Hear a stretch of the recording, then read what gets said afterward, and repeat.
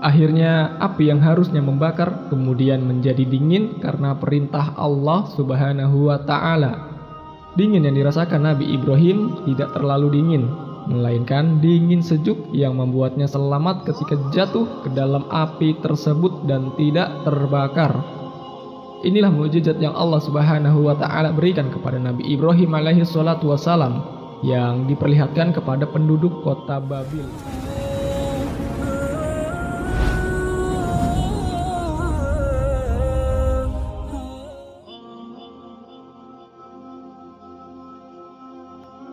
Bismillahirrahmanirrahim. Assalamualaikum warahmatullahi wabarakatuh.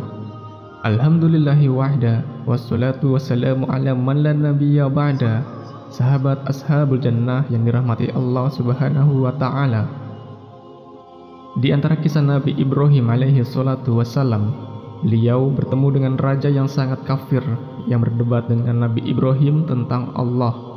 Mayoritas ahli tafsir menyatakan bahwa raja tersebut bernama Namrud bin Kan'an. Namun, para ulama berselisih kapan kisah pertemuan atau perdebatan antara Nabi Ibrahim dan Namrud tersebut terjadi. Sebagian yang lain berpendapat bahwa kejadiannya adalah setelah Nabi Ibrahim dibakar, yaitu ketika ia selamat, lalu ia dibawa untuk bertemu dengan Raja Namrud. Jadi, kejadiannya sebelum beliau diusir dari kota Babil. Raja Namrud adalah salah satu dari dua raja yang pernah mengaku sebagai Tuhan. Sebagaimana yang kita tahu bahwa raja yang pernah mengaku sebagai Tuhan adalah Fir'aun dan Namrud. Akan tetapi, kisah Namrud tidak terlalu terkenal seperti kisah Fir'aun. Disebutkan oleh Mujahid dan dinukil oleh Al-Imam Ibnu Katsir dalam tafsirnya bahwa ada 4 orang yang kekuasaannya sangat luas di muka bumi ini. 2 orang tersebut adalah muslim dan 2 yang lainnya adalah kafir.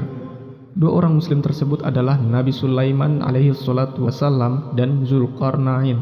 Dan 2 orang kafir tersebut adalah Namrud dan Bukhtanasar. Dan menurut tafsir At-Tabari, Namrud adalah raja pertama yang menguasai bumi. Dan menurut Al-Imam Ibnu Katsir bahwa Namrud menjadi raja selama 400 tahun. Allah Subhanahu wa Ta'ala memulai kisah pertemuan Nabi Ibrahim alaihi salatu wassalam dengan Namrud dalam surah Al-Baqarah ayat ke-258. Alam taro ilal ladzi hazza Ibrahim fi rabbih an atahullahul mulk. Apakah kamu tidak memperhatikan orang yang mendebat Ibrahim tentang Allah? Karena Allah telah memberikan kepada orang itu kekuasaan. Kemudian Namrud dengan sombongnya dan bertanya, siapakah Tuhanmu? Rabbi allazi yuhyi wa yumitu. Tuhanku ialah yang menghidupkan dan mematikan.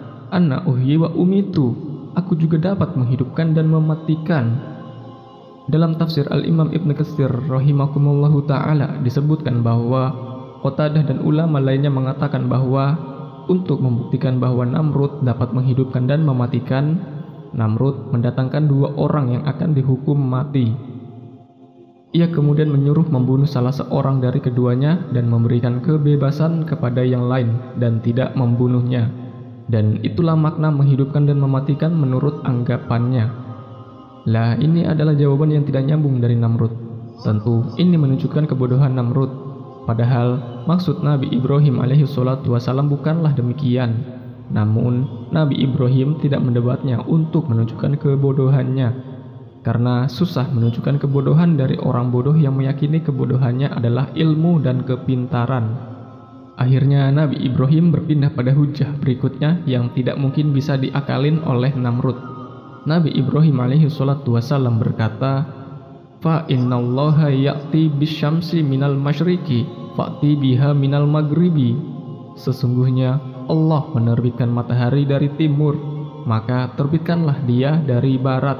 Maksudnya adalah jika benar apa yang dikatakan Namrud sebelumnya dan dia benar adalah Tuhan, maka konsekuensinya adalah dia mampu mengatur hal-hal yang sifatnya sunnatullah di alam semesta. Maka Nabi Ibrahim alaihi salatu wassalam meminta Namrud untuk menerbitkan matahari dari barat. Jika demikian berarti engkau ya Namrud harusnya bisa melakukan perbuatan yang lain dari Tuhan, yaitu menerbitkan matahari dari barat. Maka ketika kemudian Namrud mengetahui ketidakmampuannya dan bahwa tidak sanggup berbuat apa-apa dengan kesombongannya itu, ia pun tercengang, membisu, tidak dapat berbicara sepatah kata pun. Akhirnya kemudian Nabi Ibrahim alaihissalam pun diusir oleh Namrud dari kota Babil.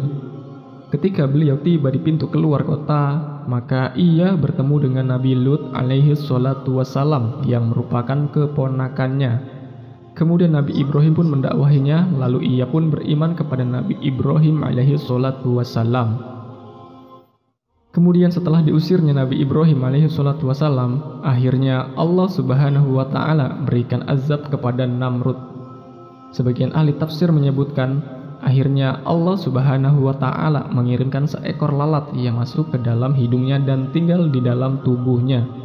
Maka lalat tersebut pun tinggal di kepalanya selama 400 tahun. Dan selama itu pula kepalanya dipukul agar sakitnya berkurang. Jika kepalanya dipukul, maka sakitnya akan berkurang. Maka Allah subhanahu wa ta'ala pun mengazabnya selama 400 tahun. Lalu Allah membinasakannya. Allah subhanahu wa ta'ala menghinakan Namrud yang merasa bahwa dirinya hebat dengan dibuat mati karena seekor hewan yang sangat kecil dengan penuh ketersiksaan. Ketika Nabi Ibrahim alaihissalam telah meninggalkan kampung halamannya, Allah subhanahu wa ta'ala berfirman, "Falamma tazalahum wa ma ya'buduna min dunillah." Maka ketika Ibrahim sudah menjauhkan diri dari mereka dan dari apa yang mereka sembah selain Allah, wahabna lahu Ishaq wa Yaqub wa kullan ja'alna nabiyya. Kami anugerahkan kepadanya Ishak dan Yakub, dan masing-masingnya kami angkat menjadi nabi. Ketika Nabi Ibrahim alaihissalam meninggalkan ayahnya dan kaumnya, beliau pergi seorang diri. Akhirnya karena kepergian Nabi Ibrahim yang karena Allah, maka Allah anugerahkan anak-anak yang soleh, yang kelak akan menjadi nabi dan yang akan menemaninya, yaitu Nabi Ishak dan Nabi Yakub alaihissalam. Sedangkan dalam buku yang berjudul Qasas Al-Anbiya karya Ibnu Katsir dituliskan bahwa seluruh nabi setelah Nabi Ibrahim adalah keturunannya Nabi Ibrahim alaihissalam. Kata para ulama bahwa ayat ini menjadi dalil bahwa ketika seseorang meninggalkan sesuatu karena Allah, maka Allah akan ganti dengan yang lebih baik. Sebagaimana sabda Rasulullah SAW, "Innaka lan tada'a syai'an lillahi illa baddalaqallahu bihi ma huwa khairul laka minhu." Sesungguhnya jika engkau meninggalkan sesuatu karena Allah Azza wa Jalla, niscaya Allah akan memberikan ganti kepadamu dengan yang lebih baik. Hadis riwayat Ahmad. Akhirnya ketika Nabi Ibrahim alaihissalam meninggalkan kota Babil, disebutkan bahwa beliau pergi bersama Nabi Lut alaihissalam karena Nabi Lut sudah beriman kepada Nabi Ibrahim. Sebagaimana firman Allah subhanahu wa ta'ala dalam surah Al-Ankabut ayat ke-26. Fa amanna lahu Lut wa qala inni muhajirun illa rabbi innahu huwal azizul hakim. Maka Lut membenarkan kenabiannya dan berkatalah Ibrahim, "Sesungguhnya aku akan berpindah ke tempat yang diperintahkan Allah kepadaku. Sesungguhnya dialah yang maha perkasa lagi maha bijaksana." Sahabat ashab jannah yang dirahmati Allah subhanahu wa ta'ala, kemudian Nabi Ibrahim pun pergi menuju kota Haran di perbatasan negeri Syam dan Turki. Sementara Nabi Lut alaihissalam berangkat menuju negeri Syam di daerah kota Sodom. Lah ketika Nabi Ibrahim alaihissalam tiba di kota Haran, beliau pun menikah dengan Siti Sarah. Nah, di sini sebagian ulama memandang bahwa Nabi Ibrahim sudah menikah dengan Siti Sarah ketika di kota Babil. Sehingga tatkala Nabi Ibrahim meninggalkan kota Babil, beliau sudah pergi bersama Siti Sarah. Dan ini pendapat yang dipilih oleh Al-Imam Ibnu Katsir dan Al-Imam Ibnu Hajar Al-Asqalani. Namun sebagian ulama memandang bahwa Nabi Ibrahim menikah dengan Siti Sarah di kota Haran. Ini adalah pendapat As-Sudi. Siti Sarah merupakan putri Raja Haran dan ia mencela agama kaumnya. Akhirnya ia pun menikah dengan Nabi Ibrahim alaihissalam. Wallahu alam. Akhirnya kemudian sampailah Nabi Ibrahim alaihissalam di kota Haran. Nabi Ibrahim alaihi salatu wasallam kembali bertemu dengan kaum yang berbuat kesyirikan di kota Haran. Akan tetapi, kesyirikan yang mereka lakukan berbeda dengan kesyirikan yang dilakukan oleh kaumnya di kota Babil. Kalau di kota Babil penduduknya menyembah berhala, sedangkan di kota Haran menyembah benda-benda langit. Nah, kisah inilah yang orang-orang mengira bahwa Nabi Ibrahim alaihi salatu wasallam mencari Tuhan, padahal tidak demikian. Nabi Ibrahim alaihi salatu wasallam adalah orang yang sejak awal telah mendakwahkan tauhid. Hanya saja di antara metode dakwahnya Nabi Ibrahim alaihi salatu wasallam adalah berdialog dengan kaumnya, yang dengan dialog tersebut membuat mereka berpikir sebagaimana yang beliau lakukan di kota Babil. Maka tidak benar anggapan orang-orang bahwa Nabi Ibrahim alaihi salatu wasallam mencari Tuhan. Wa kadzalika nuri Ibrahima malakutas samawati wal ardi waliyakuna minal muqinin. Dan demikianlah kami perlihatkan kepada Ibrahim tanda-tanda keagungan kami yang terdapat di langit dan di bumi, dan kami memperlihatkannya agar dia termasuk orang yang yakin. Dalam ayat ini disebutkan bahwa Nabi Ibrahim alaihi salatu wasallam telah yakin terhadap keberadaan Allah sebelum berdialog dengan kaumnya di kota Haran. Maka bertemulah beliau dengan kaumnya yang menyembah benda-benda langit. Allah Subhanahu wa Ta'ala menyebutkan tentang dialog yang terjadi antara Nabi Ibrahim alaihi salatu wasallam dengan kaumnya yang menyembah benda-benda langit. Falamma janna alaihi lailu ra'a kaukaba qala hazza rabbi. Ketika malam telah gelap, dia melihat sebuah bintang, lalu dia berkata, inilah Tuhanku. Falamma afala qala la uhibbul afilin. Tetapi tatkala bintang itu tenggelam, dia berkata, aku tidak suka kepada yang tenggelam. Jadi di dalam ayat ini Nabi Ibrahim sedang berdialog dengan kaumnya yang menyembah bintang-bintang dan bukan mencari Tuhan, ya teman-teman. Akan tetapi perkataan Nabi Ibrahim alaihi salatu wasallam yang seperti ini itu ditujukan agar kaumnya itu mau berpikir bahwa benda-benda langit tidak pantas menjadi Tuhan. Seakan-akan Nabi Ibrahim berkata kepada kaumnya, bintang adalah Tuhanku, marilah bersamaku kita merenung tentang bintang, apakah pantas menjadi Tuhan kita? Apakah ada pendapat yang menguatkannya sebagai Tuhan? Nabi Ibrahim menampakkan seakan-akan ia mengakui benda-benda langit tersebut sebagai Tuhan, namun dalam rangka untuk membantah agar kaumnya berpikir. Kemudian Nabi Ibrahim alaihi salatu wasallam berdialog dengan kaumnya yang menyembah bulan. Falamma ra'al qamara bizagon qala hazza rabbi. Kemudian tatkala dia melihat bulan terbit, dia berkata, inilah Tuhanku. Falamma afala qala la illam yahdini rabbi la akunanna minal qaumi dholin. Tetapi setelah bulan itu terbenam, dia berkata, sesungguhnya jika Tuhanku tidak memberi petunjuk kepadaku, pastilah aku termasuk orang yang sesat. Kemudian Nabi Ibrahim alaihi salatu wasallam berdialog dengan kaumnya yang menyembah matahari. Falamma ra'a syamsa bazighatan qala hazza rabbi hazza akbar. Kemudian tatkala ia melihat matahari terbit, dia berkata, inilah Tuhanku, ini yang lebih besar. Falamma afalat qala ya qaumi inni bari'um mimma. Maka ketika matahari itu terbenam, dia berkata, wahai kaumku, sesungguhnya aku berlepas diri dari apa yang kalian persekutukan. Maka ini adalah dalil bahwasanya Nabi Ibrahim alaihi salatu wasallam tidak sedang mencari Tuhan, tetapi sedang berdialog dengan kaumnya. Oleh karenanya Al-Imam Ibnu Katsir rahimahumullahu ta'ala dalam tafsirnya mengatakan, wal haqu inna Ibrahim alaihi salatu wassalam kana fi hadzal maqami munaziron liqaumi. Yang benar bahwa Ibrahim alaihi salatu wassalam pada posisi itu beliau sedang berdebat dengan kaumnya. Akhirnya kemudian Nabi Ibrahim alaihi salatu wassalam berkata kepada kaumnya tersebut, inni wajjatu wajhiya lillazi fataras samawati wal arda hanifa wa ma'ana minal musyrikin. Sesungguhnya aku menghadapkan diriku kepada Rabb yang menciptakan langit dan bumi dengan cenderung kepada agama yang benar, dan aku bukanlah termasuk orang-orang yang mempersekutukan Allah. Kemudian setelah Nabi Ibrahim alaihi salatu wasallam berkata demikian kepada mereka, lihat ternyata kaumnya pun mendebat Nabi Ibrahim alaihi salatu wasallam. Mereka tidak terima tatkala mereka dikatakan berbuat kesyirikan. Bahkan kaumnya menakut-nakuti Nabi Ibrahim alaihi salatu wasallam dengan sesembahan mereka.